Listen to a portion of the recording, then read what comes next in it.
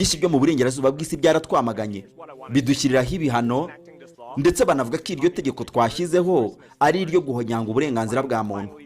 Ariko hano hari ikintu ngira ngo mvuge.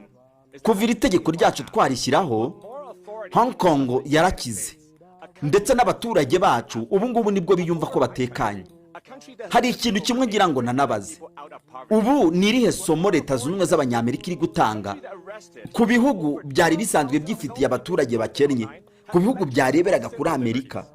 Ni irihe somo Amerika iri gutanga? Kumva ihaguruka ikajya gufata abategetsi abandi ikabica gusa ngo iri kurwanira icyo yita ngo ni uburenganzira bw'abasivili? Ni irihe somo Amerika iri gutanga ku bihugu byirirwa bibwiriza uburenganzira bwa muntu, ugasanga mu byumba byabo biri kuvuga uburenganzira bwa muntu, nyamara uyu munsi nibyo byasinziriye? Byari bicecetse mu gihe jenoside yabaga muri Gaza, nta kintu na kimwe bigeze bavuga ku burenganzira n'ubutabera bw'abaturage baho. Twebwe rero ntabwo tuzakomeza guceceka nk'ibihugu tuzi uburenganzira bwa muntu icyo ari cyo, kandi ndagira ngo mbabwire ko ntabwo tuzakomeza guceceka mu gihe ibihugu tubona biri kutujyana mu mabagiro nk'abana b'intama mu maso ha politike mpuzamahanga zita ku bubanyi n'amahanga. Ntabwo tuzakomeza guceceka mu gihe turi kubona amaguverinoma na leta ziri kudutera isoni bajya gukoresha intwaro kandi aribo birirwa babwiriza uburenganzira bwa muntu, mu gihe mu biganza byabo ariho hari ibiganza by'abanyepalestine n'abanya-Irani bahisemo kwicira kurwara nk'inda. Nta nubwo tuzaceceka, ntituzanaruhuka mu gihe buri gihugu na buri cyumba icyo ari cyo cyose kiganirwamo uburenganzira bwa muntu bitemeye gushyiraho urwego rw'amategeko rumwe rwubahirizwa, jenoside zigakomeza gushyirwa mu bikorwa, kandi babanze bumve ko amahoro atazava mu magambo twirirwa tuvuga, amahoro azava mu isi twubatse. Ndagushimiye nyakubahwa perezida. Madamu Itugabije mu gusubiza yavuze ati intego z'iyi ntambara zapanzwe na perezida, kandi intego z'iyi ntambara perezida yagaragazaga zinyuranye kure cyane n'izo guverinoma ya Isirayeli yigaragaza. Senateri yamubaje ati zitandukanye gute? Ati twabibonera mu mazina y'ibi bitero, ama operation, kuko guverinoma ya Isirayeli ubona ko ifite ibyo yibanzeho, harimo guca intege ubuyobozi bwa Irani ndetse no kwivugana benshi mu bagize iyo guverinoma. Ibyo ni ibyigaragaza bahereye ku muyobozi w'ikirenga Ayatollah, kandi urabona ko bakomeje n'ubundi gushyiramo imbaraga mu kwivugana n'abandi. Senateri yamubajije ati none izo ntego zinyuranye gute n'izacu? Gabadi yasubije ati perezida nawe hari izo ntego zasobanura, avuga ko intego ze ari ugusenya ubushobozi bwa Irani bwo kubaka misile balistike, gusenya ibimashini bizirasa no gusenya inganda zizicura, bagacogoza amashagaga y'igisirikare cyabo kirwanira mu mazi, amashagaga y'igisirikare gishinzwe kurwanira impinduramatwara ya Kisilamu IRGC, ndetse n'ubushobozi bw'imirwanire yabo. Senateri Castro ata noneho impfu zirakomeje, ugusenyura Irani birakomeje, ndetse n'igiciro mu bukungu kuri Leta Zunze Ubumwe z'Abanyamerika gikomeje kugenda kuri Isirayeli hariya mu kigobe mu maso h'isi. Ubwo igiciro gikomeje kuzamuka. Rero ndagira ngo nkubaze ku bushobozi bw'ibyo wabashije kumenya, ese koko waba waramenye niba Isirayeli ubu none iri kwemeranya na Perezida Trump ku kuba bagirana ibiganiro by'imishyikirano na Iran? Ati mukuri ibyo ngibyo nta gisubizo mbifitiye kugeza iyi saha, ntabwo nzi ko Isirayeli yemera. Ati none se basura tekereza iki ku kuba Isirayeli twatangiye kuyibona mu ntambara zo gusenya ibikorwa remezo by'ingufu bya Iran, utitaye ku kuba Perezida Trump we ari kubasaba kutarasa kuri ibyo bikorwa remezo by'ingufu, amariba ya peteroli, inganda zitunganya n'ibindi. Itugabije yasubije ati ibyo ngibyo nta gisubizo mbifitiye. Mr. Castro yararamye aramureba, yafashe amasegonda 6 acecetse ari kumuhanga amaso amureba. Ati ubwo rero ni ukuvuga ko perezida wacu bamuciye amazi, urabyemera gutyo? Atumva ntabwo nigeze nicara mu nama yabo bafatiyemo umwanzuro, sinshobora kumenya imibare yabo, sinshobora no kumenya intangiriro n'icyerezo y'ibi bitero byabo. Mu by'ukuri twebwe nimwumve ko nta ruhare na ruto twigeze tugira muri ibi bitero bari kugaba buri munsi. twebwe icyo dukomeza gukora ni ugukomeza kugenzura no gusuzuma amakuru y'ubutasi ndetse no gukurikirana uko ibintu bari kubikora. Senateri Castro yamuciye mu ijambo ati ubwo nakumvise noneho ubwo ni ukuvuga ko mwebwe nka FBI turusiga badayobora FBI urwego rw'ubutasi rw'imbere rwa Amerika ati ubwo ni ukuvuga ko mwebwe nka FBI ntacyo mushobora kumenya kubera ko mwebwe mwikurikirira gusa ubutasi bw'ibibera imbere muri Amerika. Ntabwo mushobora kwicara ku meza ngo muganire musangire amakuru hanyuma muyasangire mugire icyo mubwira perezida. Noneho ukuriye ubutasi bwo hanze CIA yahise afata mikoro ati ntabwo ndi kumva neza ikibazo uri kubaza kubera ko mu kanya Senateri Castro mu bibazo bye nkuyemo ibintu byinshi. Intego za perezida Donald Trump ajya gutera iyi ntambara mu by'ukuri ntabwo zari zisobanutse neza, yaba DNI ngo ibe yabasha kuzireba izihuze.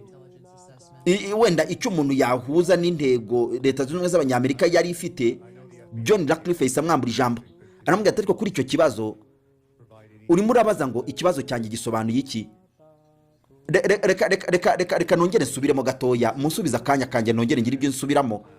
Mr. Castro yongeye afata ijambo ati twababajije mwaba muri kumenya impamvu Isirayeli ubu noneho yahinduye umuvunika biri kurasa ku bikorwa remezo by'ingufu bya Irani utitaye ku kuba perezida we yavuze ngo nibasigeho. John Ratcliffe yavuze ati jewe ntabwo mvugira Isirayeli. Senateri Castro yamubwira ati ariko ko numva ibintu byose turi kubabaza mukavuga ko mutabizi nibyo mwakagombye kuba muzi mukavuga ngo ntabwo muvugira izo leta, ubwo noneho muziki niki muzi kuri iyi ntambara mwabagabo mwe? Yambwiye ati ushobora kwemera nka gusubiza mikoro itariho. We're at war. What do you guys know? We'll have to take that for the record. Yes, let's take Zunze z'abanyamerika bari bakiriye inzego z'ubutasi za Amerika kugira ngo bazi. Director Gabbard, last year you testified that Iran was Ni komisiyo y'abadepite bagize inteko ishinga amategeko ya leta zunze z'abanyamerika bari bakiriye inzego z'ubutasi za Amerika kugira ngo bazibaze niba ko Amerika na Israel baragabye igitero muri Irani. Bamaze kugenzura bagasanga ko Irani cyari kibazo ku mutekano wa Amerika byako kanya. Director Gabbard, umwaka ushize we wari uri hano uri kutwibwirira ko Irani mwagenzuye mugasanga itari kubaka ubushobozi bwo kubaka ibitwaro bya nucleaire. Ese waba ufite ikindi uvuga kinyuranye n'icyo? Subiza yego cyangwa hoya. Mu gusubiza yavuze ati urumva kujya gusubiza ubanza kumenya ikibazo bajijwe n'umujyo kijyamo. Rero ndaramubwira ati nakubajije subiza yego cyangwa hoya. Director Gabbard yakomeje turumva Irani yari ifite. Ndaramubwira ati wabanje ukanyumva nyakwa chairman ndi gusaba ko ntega amatwi ni igisubizo cyoroshye. Ntabwo wibuka ibyo wavuze umwaka ushize hano cyangwa ntabwo byibuka? Madame Gabbard yavuze turumva iki ni ikibazo gikomeye rero kugisubiza kandi nyine burya yongera ambwira ati Director Tulsi Gabbard ndacyari kugusaba umwanya wanjye. Akubita hasi n'uburakari ndacyagusaba umwanya wanjye. Mu gihe Perezida Trump yatangaga ubuhamya avuye kurasa muri Irani yaje avuga ko we wabeshyaga, none wari uri kubeshya cyangwa uravugisha ukuri? Tulsi Gabbard mu gusubiza yavuze ati jewe ndi kumwe n'inzego hano dusangiye akazi ko gukora ubutasi. Yahise noneho amuvaho ajya kubaza Director Ratcliffe. Director Ratcliffe, tugarutse ku buhamya bwa Director yari yatanze, we yavuze ko Irani itari kubaka ubushobozi bwo kubaka ibitwaro bya nucleaire. Ibyo nibyo yavuze mu itumba rishize ari imbere y'inteko ishinga amategeko. Ndetse anongeraho ko umuyobozi w'ikirenga atigeze yemerera abanya-Irani kubaka ibitwaro kirimbuzi. Uremeranya n'ibyo yavuze cyangwa ntabwo byemera? Yasubije atari ko Director ari hano yakisubirije ubwe. Senateri Jimmy Gomez wari wameze izinzego z'ubutasi za Amerika magabo mu bisubizo bari gutanga mu gusobanura niba ko iyi ntambara barayigabye bafite ibimenyetso bifatika by'uko Irani yari iri kubaka ibitwaro kirimbuzi n'ubushobozi bwo kuba byabangamira umutekano wa Amerika. Yavuze ati murambabarira jewe nari mbabaje ngira ngo hano mwaje nka equipe nagize ngo muri gukorera hamwe ariko ntacyo reka dukomeze. Trump yarongeye aravuga ngo ntabwo yitaye kubyo wavuze. Ese wowe nta kibazo bigutera ibyo uvuga bifatwa gutyo kandi uri mu rwego rw'ubutasi? Tulsi Gabbard yasubije ati jewe ndacyakomeza guha Perezida Donald Trump amakuru yose nagezeho mu rwego rw'ubutasi kandi mu buryo ubwo aribwo bwose. Senateri Gomez yongera amubwira ati reka nongere nkubaze wenda muri ubu buryo waravuze ngo Irani ntabwo iri kubaka intwaro za kirimbuzi umwaka ushize byibuke.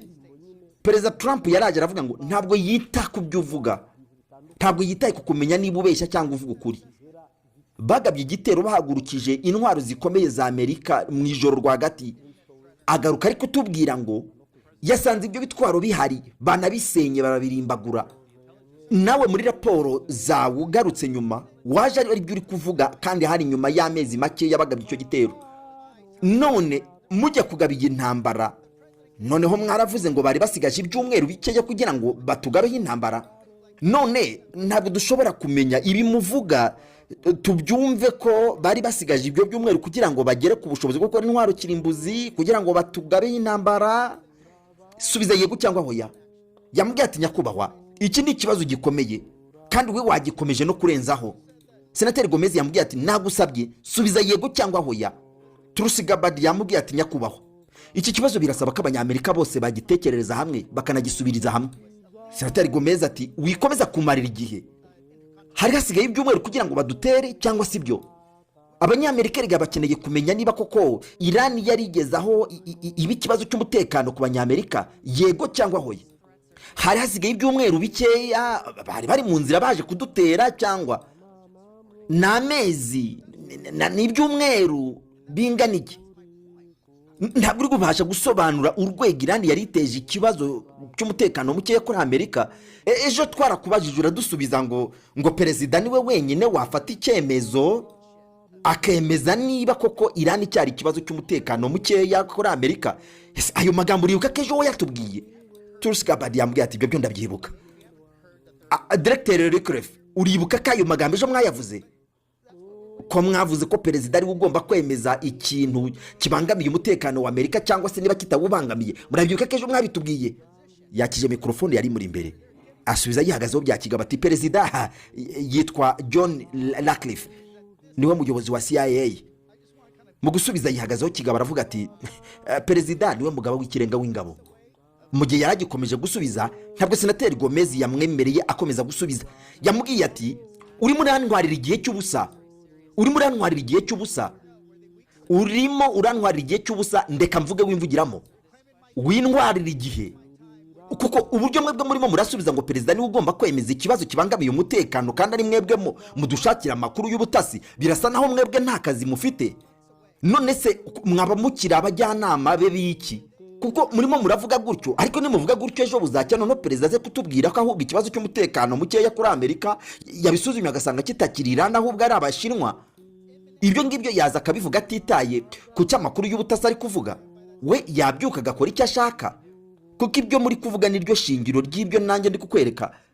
Directeur Gabard, uravuga ko Korea y'Amajyaruguru iri gukora intwaro za balistike nyambukiranyamugabane. Izi misile balistike nyambukiranyamugabane uravuga ko zishobora kwambuka zikarasa ku butaka bwacu. Nyamara kandi iyo mugeze kuri Irani ho muravuga ngo Irani nibura yari isigaje imyaka 10 yo kugira ngo ikore izi misile balistike nyambukiranyamigabane. None niba ari ibyo, ubwo igihugu kibangamiye umutekano wa Amerika kurusha ikindi muri ibyo bibiri ni iki? Ni Korea y'Amajyaruguru cyangwa ni Irani?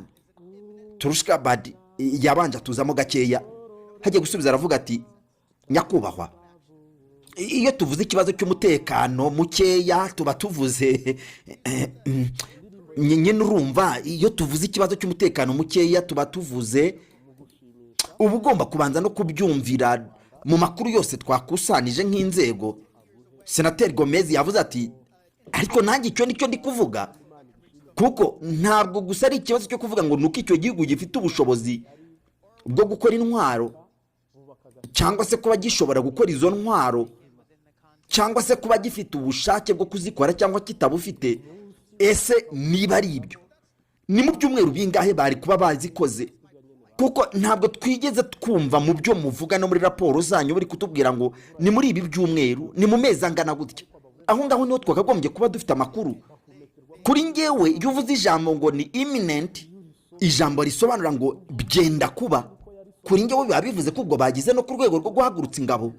Kuri ngewe biba bivuze ko imbunda batangiye kuzishyira muri za posiyo zazo zo kurasa.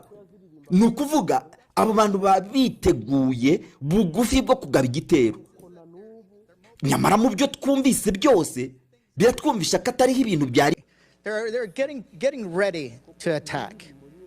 But everything that we've heard is that this is not the case. ubutumwa bwanjye bwa mbere ndabuha leta zunze ubumwe z'abanyamerika na Isirayeli.